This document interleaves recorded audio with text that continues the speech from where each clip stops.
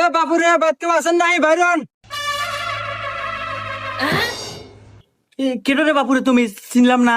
Uncle, আপনি তো মুরব্বী মানুষ, আপনি আমাকে চিনবেন না। আমি একটা প্রাইভেট কোম্পানি থেকে আসছিলাম। হ্যাঁ, কোম্পানি?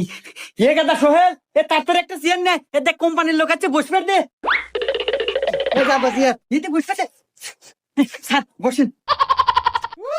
এ গাদা, এই তো দেহে মনে হইতেছে বাপ সবচেয়ে সরকারি অনেক বড় অফিসার। শোন, আমাকে মনে হয় কোন অনুদান দিবে যাচ্ছে, কথাবার্তা এইভাবেই অনেক বাবা এবারে কথা কই। আচ্ছা আচ্ছা। আচ্ছা আঙ্কেল, আপনার বাসায় ফ্যামিলি মেম্বার কয়জন? স্যার, আমার আমার কিচ্ছু নাই স্যার। চরাত কোনো জমি জমা নাই। আর এই বাড়িটাও এই দাদার আমল থেকে পূর্বপুরুষের। আমার কিচ্ছু নাই। কিচ্ছু নাই?